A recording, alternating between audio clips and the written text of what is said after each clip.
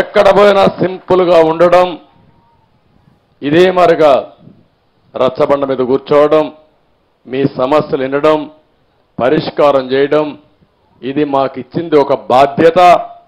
అంతేగాని ఇది ఒక అధికారం కాదు. ఆ విషయం కూడా మీ అందరికీ గుర్తు చేస్తున్నాను.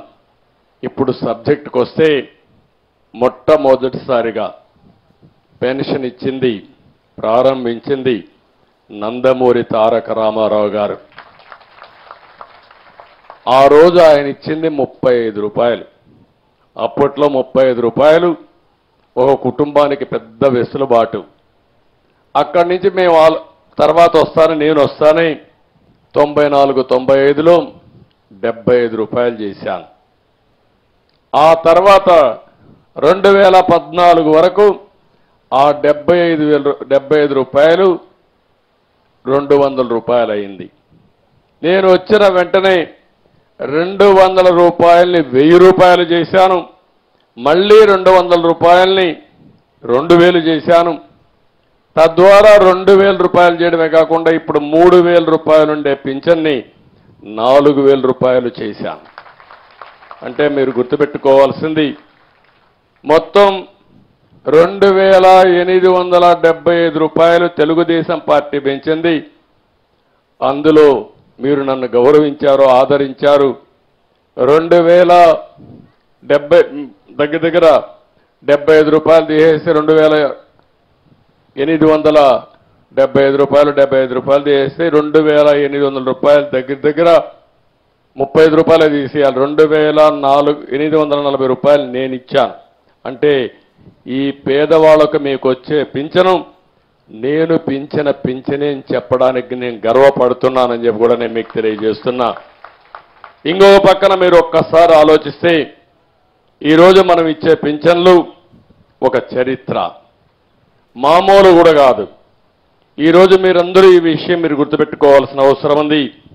ఇప్పుడు మీ ఊరుంది, మీ ఊరు పెనుబాకలో 2595 మంది రకరకాల పింఛన్లు తీసుకుంటున్నారు. వీళ్ళందరికీ ఒక్కరోజు పింఛను 1,06,00,000 రూపాయలు ఈ ఊర్లో ఇస్తున్నాం. ఒక గ్రామంలో కోటి రూపాయల 6 లక్షల రూపాయలు ఇస్తున్నాం. జూలై నెలలో మాత్రం, ఎందుకంటే బకాయిలు కూడా ఇచ్చాం కాబట్టి, 1,20,00,000 రూపాయలు ఈ గ్రామంలో ఈరోజు డిస్ట్రిబ్యూట్ చేస్తున్న. ఒక్క రోజులో ఒక్క గ్రామంలో 1,20,00,000 రూపాయలు. ఇంకొక పక్కన గుంటూరు జిల్లా మొత్తం వివిధ రకాల పింఛన్లు 2,61,588 ఇస్తున్నాం. ఒక్క గుంటూరు జిల్లాలో పెన్షన్ల వరకు నెల ఖర్చు 81 కోట్లు. మొత్తం ఈ నెలలో చూస్తే జూలైలో 111 కోట్ల రూపాయలు ఒక్క గుంటూరు జిల్లాలో పేదవాళ్లకు పింఛన్లు ఇచ్చిన ఏకైక ప్రభుత్వం ఎన్డీఏ ప్రభుత్వం. ఒకే నెల.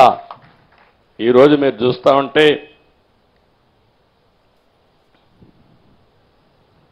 ఇంకొక పక్కన మీరు చూస్తే రాష్ట్రం మొత్తం రకరకాల పింఛన్లు 28 రకాల పింఛన్లు ఉన్నాయి. ఈ పింఛన్లు 65,31,000 మందికి పింఛన్లు ఇస్తున్నాం. 9 మందికో 8 మందికో ఒకరికి చొప్పున ఈరోజు రాష్ట్రంలో పింఛన్లు ఇచ్చే పరిస్థితికి వచ్చాం. కుటుంబాలు కూడా మీరు చూస్తే కొన్ని కుటుంబాల్లో ఎక్కువ ఇస్తున్నాం. అర్హులు ఉండేది ఇక్కడ. ఈ విధంగా ఓవరాల్గా మనం చూసినప్పుడు